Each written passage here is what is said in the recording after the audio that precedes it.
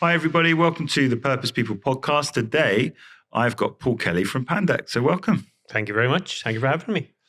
You are the brightest dressed, I think, we've ever had on the show. So was that intentional? Was that a plan to win that title? Or was it something that you just thought you'd come as a surprise? Well, it was kind of yesterday was a day and a half. So I decided Monday I'm going to wake up with something different. Yeah. Something that brings a smile to my face at least. So it's a first time it's been out and it's had some positive reactions. Yeah. Good. It's unforgettable, I think. And flammable. And flammable. Yeah, definitely. So Paul, we got you on the Purpose People podcast because you do a lot of stuff around vision and motivating teams and that sort of stuff. So it'd be good to sort of like get an idea about the vision you have for your business and then how you actually help other people, realize their vision and build in and around it. So do you want to just tell us a little bit about what PANDEK actually are, what they do and how they deliver training and that sort of stuff? Just give us a bit of background. So we're a facilitation training and team coaching business. We had to put in training and team coaching because anytime we said facilitation, people assumed that I looked after bins and buildings. Really? They mix it up with facilities. Yeah. But that helped us kind of define what we're going to do and why we're going to do and how we're going to do stuff with and for people. So my background is education, about 15 years, maybe 18 between sixth form college, universities. And I suppose we all change. And jobs change. And when those two don't align, then it's time to look at why have you stayed so long and what you're doing.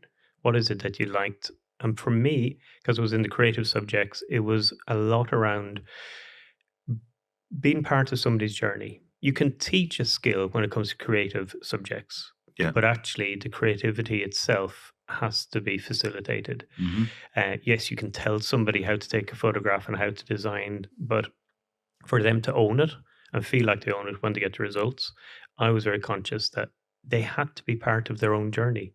They had to have that it was them that produced it, not their teacher. So I kind of got to that point where I had seen enough photographs of the Clifton Suspension Bridge. We'll go into no further comments. And then, looked at it, and it was all the idea of facilitating, supporting people on that journey, sometimes not knowing where they were going to go or what they wanted to do. So I looked at where could I bring that into an entrepreneurial aspect and kind of set up PANDEK from that. And that is kind of one of those decision-making times where you go, okay, it's time. What does PANDEK actually mean? What is it?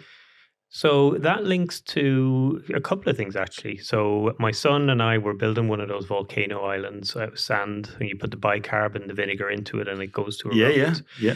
But we made it look so good on this lovely blue tray that we wanted to take a photograph. And then one of us said, oh, let's give it a name. So all my friends, or loads of my friends, call me PK. Yeah. We won't go into why, but it's initials, but there are reasons. His initial is E. So it's P and EK. Okay. And the reason why, so that's what we named the island. So when it came to setting up a business at the dining room table, a couple of hours on company's house and stuff like that, the reason why I picked PANDEK, because it links back to George Eastman, who's the founder of Kodak. Ah, okay. So Kodak set up they made photography for the masses. Yeah. You could get a box brownie. It was loaded with the 120 film. You didn't have to open it. You took the photographs, you brought it back to the chemist. Yeah. But when he was setting up Kodak, he thought two things. One, he wants to relate it to the service. So a box brownie camera would go Kodak. Yeah. The noise of the mirror moving and the clicks combined.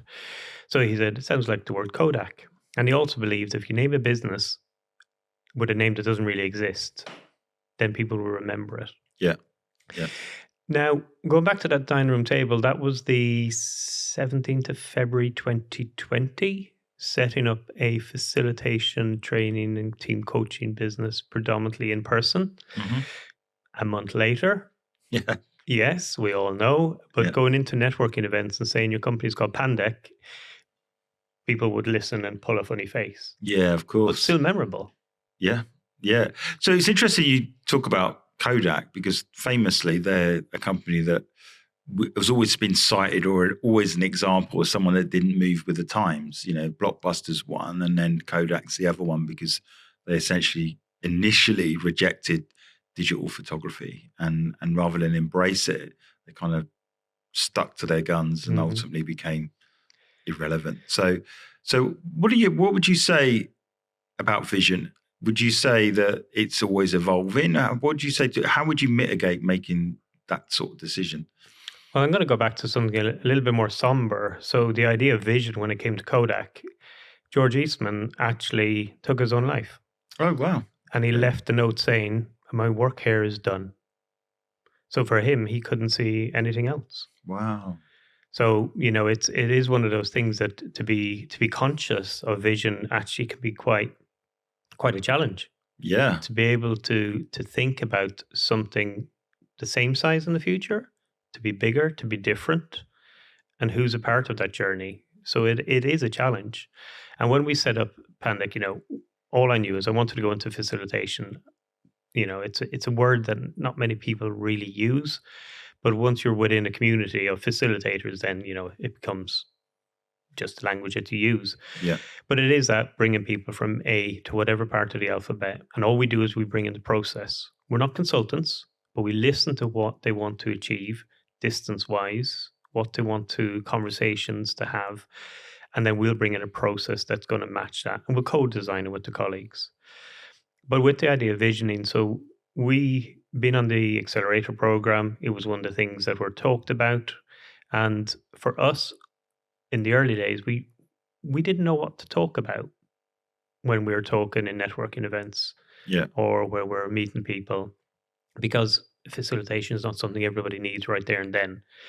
So and I spent a good bit of time exploring, researching, reading into, listening to podcasts all around this idea of visioning, effective visioning, vision statements, to have something to talk about. Yeah. And then realize that actually this permeates so much of the other work that we do. That we have, people who want us to design training for them. Well, there has to be a reason behind the training. It's not just exchange of knowledge. You're trying to achieve something here. You're trying to overcome something. So what is a long-term aspiration? What is it that, when you work with, I nearly said dysfunctional teams that are going through challenge, actually to start the conversation off with, what is it? What would this super successful future state look, feel, and sound like to you? And then actually start backcasting. So we call them COBs, challenges, obstacles, blockers. Identify them. So you can see this in the future. You can feel this. You know what it sounds like. So what do you think is going to block you? What are those things? And then we look at SOARs. So solution, opportunities, and resources. What are the things that you can now start thinking about, talking about, actually being very conscious about to kind of alleviate these blockers? So what are the agents of change that you need? Yeah, because I mean, when I, in running particularly one of the businesses, creation, and where I'm talking to the team and saying there's some new technology that's come out. And it's not just about, hey, look at the technology, because it moves quite fast. So I'm not trying to sell them the technology. I'm trying to sell them where things are going before I bring, and this is the technology to do it. Because often the response is, it won't work. It's not going to work. It's just a bit of a fad. And you're like, you don't know that. You're making that based on assumption.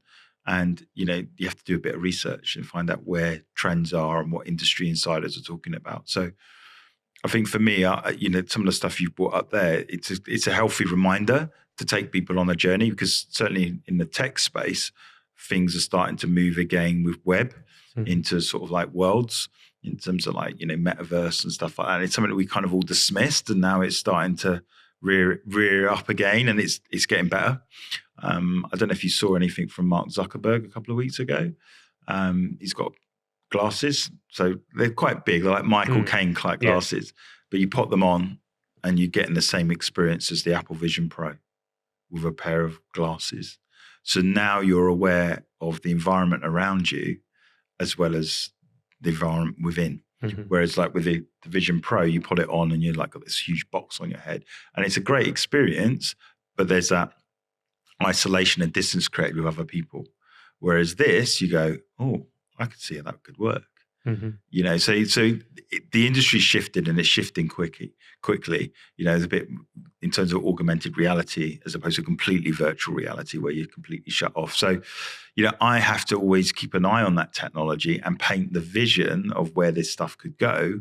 Otherwise, it's just like, it's just another thing that I've got to keep abreast with. So when you're dealing with vision, obviously you've got the vision for your own company. What are the sort of challenges when you're working with a team that you experience? When you come into a team and you're talking vision, what's the consistent challenge that comes up when you talk vision? One of them is ownership and buy-in.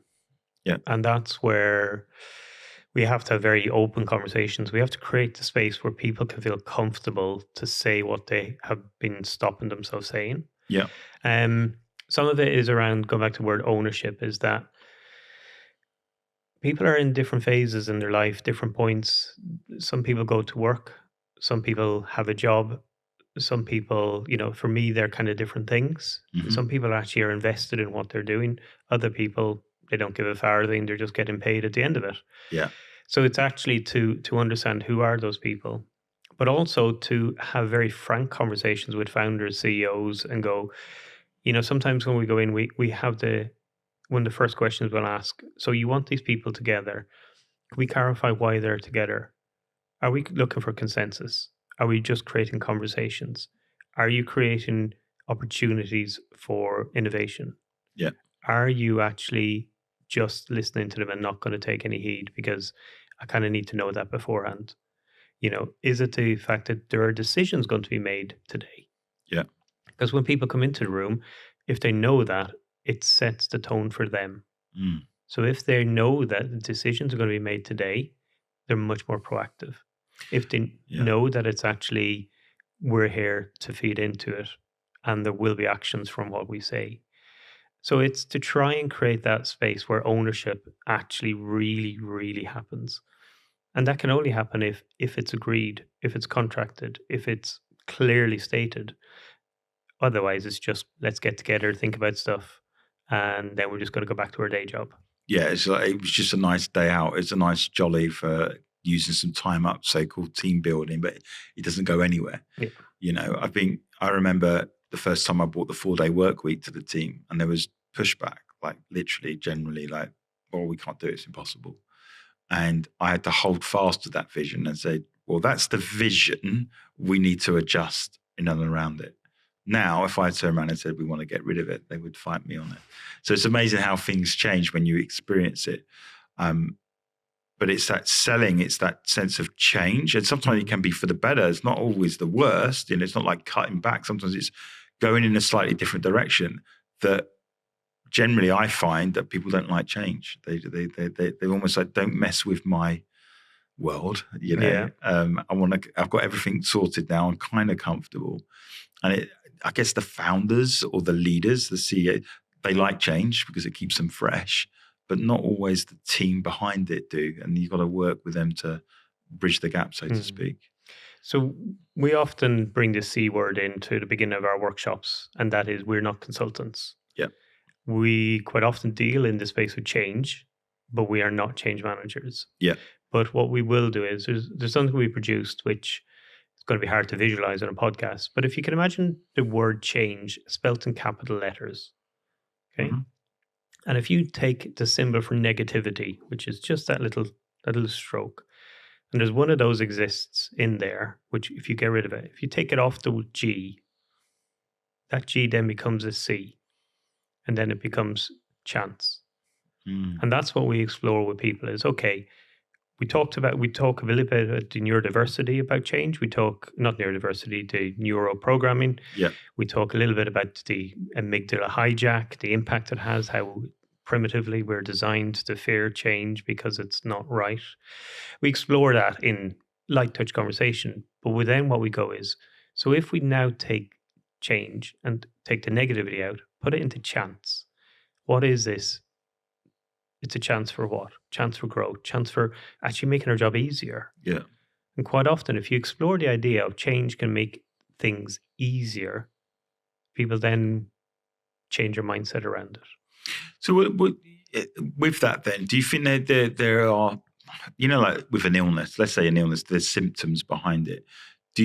Are there common symptoms that you see in a business that needs to change?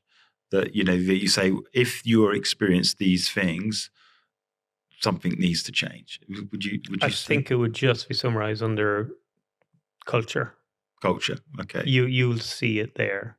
It's it's kind of they're not interchangeable. They're very different things, but they're really super connected. Yeah. A place where the culture is open, where it's got, actually the things like your vision, your mission, your values, where they're not just statements on a wall Yeah. or a website, where they're brought into meetings, where they're looked at. That element of culture that's, really live, really active, will be less likely to have challenges around change. Yeah. There will be change which, is going to have a massive impact, whether it's a restructure, redundancy, whatever it might be. But even that can be managed quite well, in the sense of, okay, so we have 5 people out of 25 need to move. Yeah. But it's, how do we support them? How do we actually create those opportunities, bring them into other networks, give them those things? So I think if it's things to watch out for, would be the kind of the toxic culture where things just, it's where they don't feel right. Yeah, so something feels off, but I don't know what to change, but Yeah. it just doesn't feel right. Yeah. Yeah. I mean, I often talk when's the right time for branding? And I'd say, well, often one of the key symptoms is retention. People are leaving. It's because they can't see beyond where the vision needs to go. So if you've got a high, listen, people change jobs, right? But if it becomes a consistent theme that you're losing staff regularly, for me, that's a sure sign that they can't see the vision or why they bought into what they did in the first place. So brand then becomes quite important, which is obviously the message and the mission and the vision and values is worth exploring, and because something's getting lost in translation. Yeah. Or it could be, which is also can be said, is the founder or CEO is bored and wants to break things. When in fact the best thing would be to do is hand it to somebody else, because he's done his time. I'm not saying it's as radical as Mr. Kodak, but it's the point of that there has to be there's a transition, a transition to leadership. And I look at Apple, for example. You've got the product and the innovation of someone like Steve Jobs, which was great, and he turned the company around based on innovation. But then Tim Cook's the money man, which has now grown it into the $1 trillion company that it actually is right now, which enabled them to build the headquarters and stuff like that. So in the phases of Apple's life, for example, the different people come at different times. And ultimately, you would say Apple's healthier financially than it's ever been. You could argue maybe not as innovative, which I think they're now trying to sort of like kick back in again, but they've got a much more solid foundation. It's less volatile. Well, it is the thing where you'll have a founder or founders, and for whatever reason, then they might need to take a CEO in. So it's the balance between, well, what was the original vision and how does that feed into the next vision? So, there is that challenge that will happen there as well. But I think when it comes to vision, the impact it can have is, there's a lot of research into it, just even back to what you mentioned, retention, well-being, but actually bringing back to purpose. That people can see that what they're doing, it has got a purpose. And again, this client allows me to talk about them. One of them that we're working with now, and we've worked in the past, the Bumblebee Conservation Trust. Started off, a couple of years ago. No, don't know when it started, but a couple of years ago, it was only 20, 25 people. Now it's up to 70 people. Wow. But they know what they're doing. Yeah.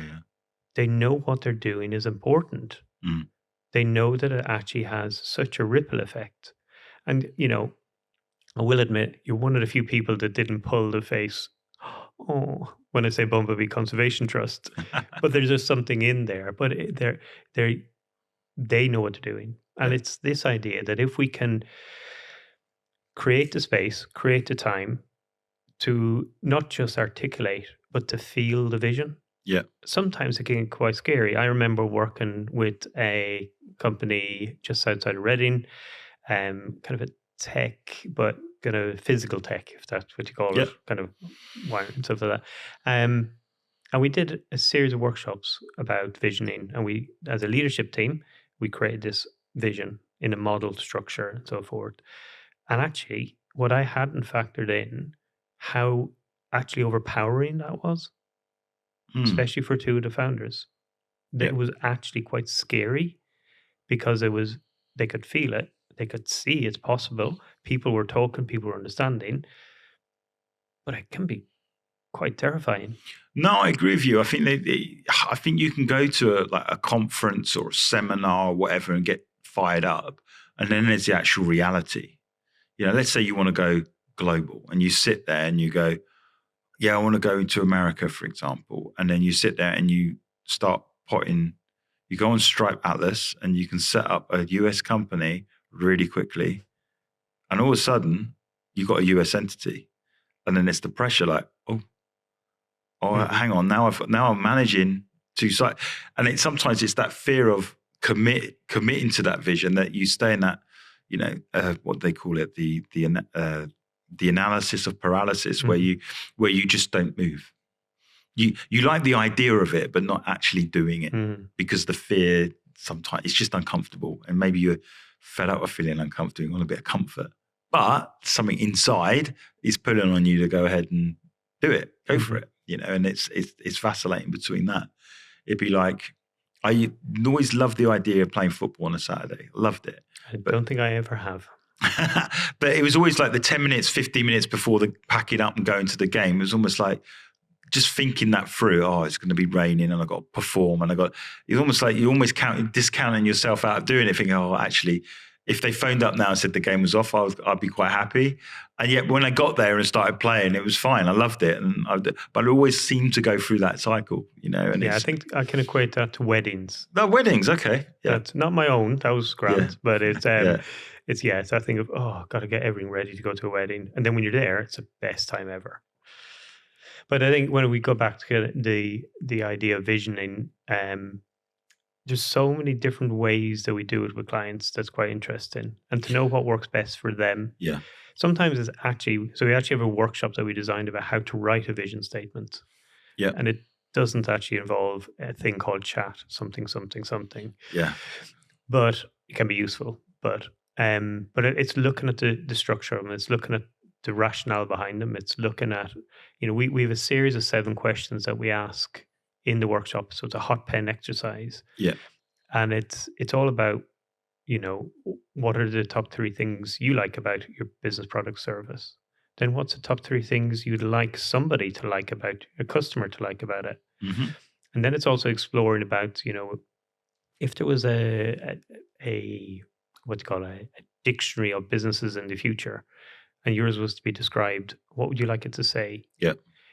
Trying to explore a business, product, or service from different angles. And then it's all around not so much impact, but if there is impact, what is it that you want it to be? What is it, if you were to be recognized for what you do, are people saying about you? And that can help people explore from different angles, what is it they want to put in their statement? Yeah, no, I like that. And then, it's how... It's ultimately it's what the end goal is, and how people are experiencing the vision. Of painting the money being no object. What would it look like at the end? Well, interesting you say that, because we try and explore the idea of it not being an end, not being a goal, and not being a target. Yeah. So we use the word state. Mm-hmm. I think I mentioned earlier, that future successful super state. I like that. It's really cool. Because we look at the mission statement, if people are doing them. The mission statement is how are you doing things? Yeah.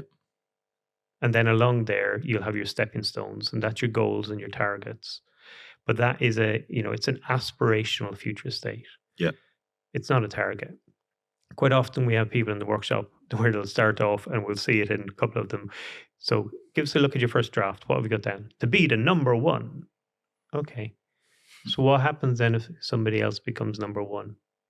And they're like, oh. So we use the idea of, okay, we'll explore to be known for. Yeah. Or the rather go-to. than the go-to.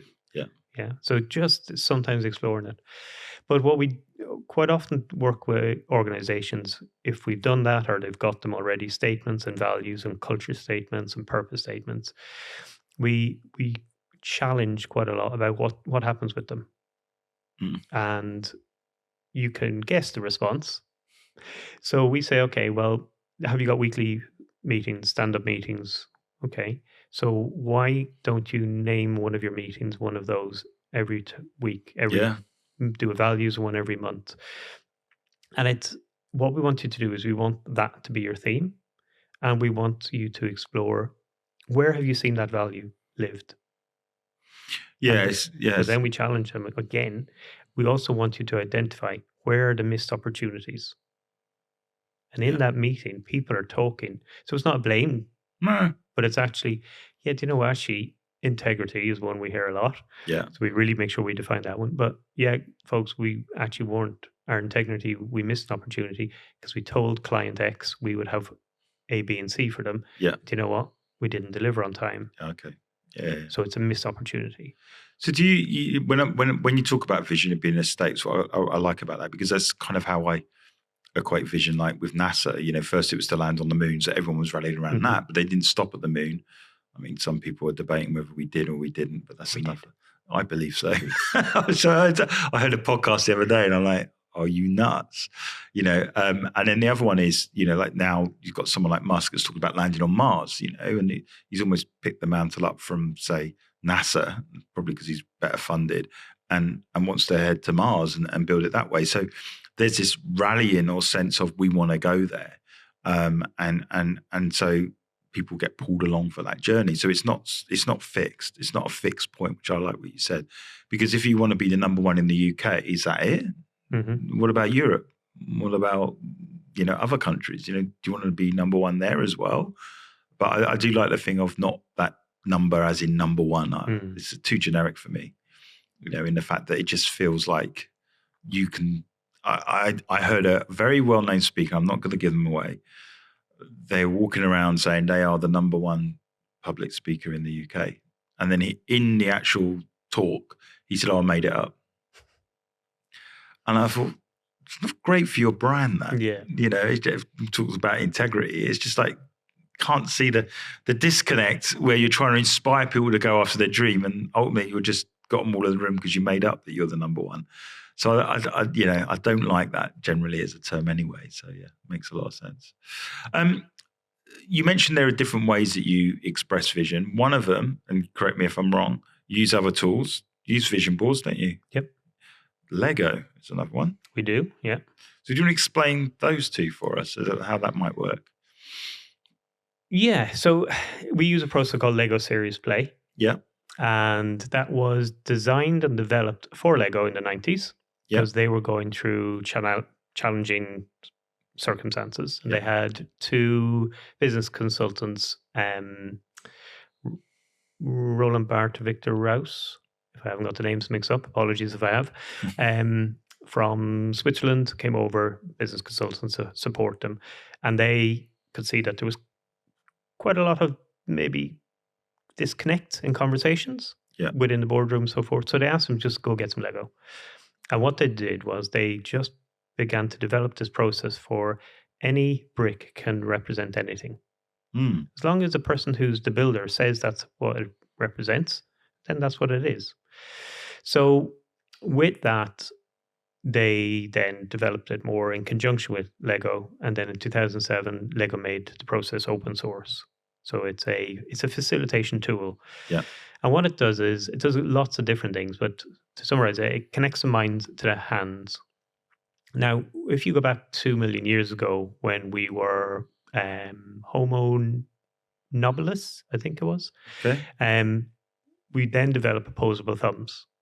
And by doing that, we began to develop a larger part of our brain because we were learning with our hands.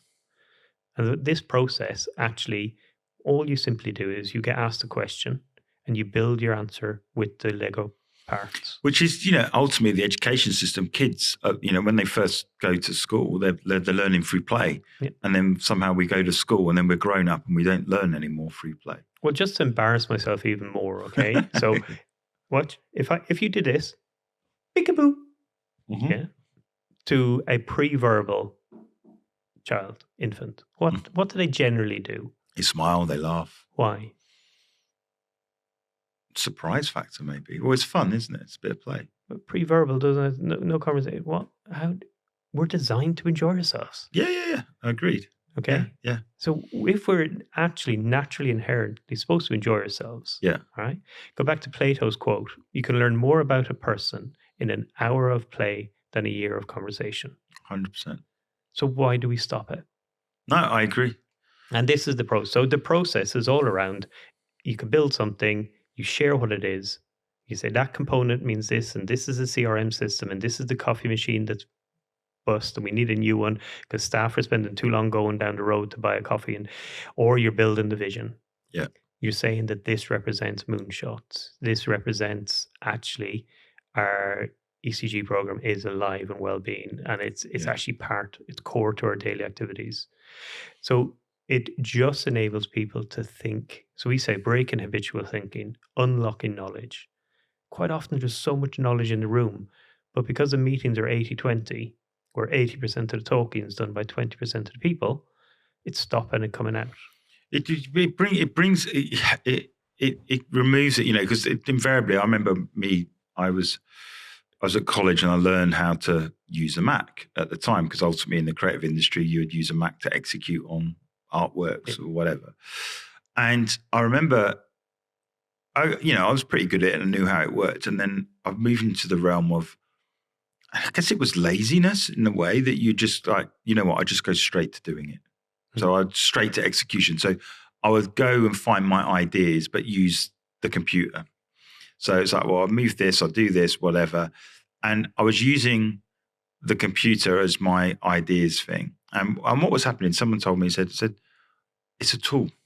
Why are you constraining yourself to just this screen and just what the program can do? In fact, turn it off. Here's a pen, here's a paper, and go away and dream up the idea. And it was a lesson for me, because it was like, how many of us are using those same tools, whether it's Excel, Word, ChatGPT, or whatever, and actually not getting away from stuff and being more creative? So it could be playing, it could be just drawing or playing with Lego, whatever it is, and solving the problem outside of the normal constraints that we put ourselves in. And yet we say, oh, I've got this only finite amount of time, so I need to do it on the computer, which is what I was doing. And I realized then that now it was almost like the next job I got from there, I went to a company that didn't use Macs. And I remember being sat in the interview and said, oh, do you use Apple Macs? And they said, no, we use PCs. And I was horrified. Well, how can you be a graphic designer and use PCs? But what was great about it is I didn't know it. I didn't know the operating system. So for the first 2 months of me working there, I literally had a pen and paper and just drew it and then gave it to the guys to execute it on the PCs. Need to say, it was probably about 6 months and they switched over to Mac anyway. But the point of it is that it just fueled the creativity. I just took that lesson and continually now, even when I'm coming up with concepts or whatever, it's a pen. When I'm taking notes, I'm not taking them on an iPad or anything. I very rarely do that. I generally draw. I've got a paper and pen because I've got ideas as I'm drawing and digesting the information that I'm learning, but coming up with ideas. And for me, the constraints of these tools, it stops us playing. So I like what you said. You're using Lego to express yourself. And the benefit of it is that one, flip charts are a big important part of the work I do. But what do you do with a flip chart? You flip it over. Yeah. Unless you're going to stick it up on the wall. But obviously, post-it notes, brilliant. Yeah. But you put too much information on them, you can't read them from a distance. Yeah. And somebody reads it out. Quite often, you can't see a handwriting or read it anyway. Yeah. But with this process, it's actually very democratic. So everybody has the same amount of time to talk about your model. And quite often, if you're talking about something that represents something, you feel more comfortable. You're more liberated because you're talking about the model. Yeah. And when we have challenging conversations as a facilitator, I always remind people to challenge the model, not the person. Yeah, that's good. Yeah. And also, there's so much habitual thinking and habitual responses that we do naturally. Yeah. This actually, there's no talking when we build. Okay. And you end up developing your answer and thinking about it and altering it as you go along. So when I say building, we only build for a couple of minutes. Yeah, yeah. But then we can also collaborate. We can take parts of each other's models and make a shared model together. Yeah. And then we can look at those, where are those interconnections? Where are those systematic consequences once we landscape it out? Yeah, we pull that bit will fall. That's physics. Yeah. But it's a conversation behind that. Yeah, yeah. Oh yeah, we didn't think that because it's connected to that. So, in terms of vision boards as well, because I know that's another talk, and a lot of people talk about it. What's your take on vision boards? In terms of, is it based around the law of attraction, or is it deeper than that from your perspective? I think it is definitely connected to it, but only on an individual basis. Okay. I think vision boards are best done for one person, Okay. not for a whole organization, Yeah. because images are very subjective and they can be interpreted very differently by different people. Yeah. Because, the image has to be something that somebody else has put a perceived notion towards. Yeah. If you take a photograph of a sunflower and put it on your vision board, well, for some people that could be, I want to have flowers. Other people, they could be looking at sustainable fuels.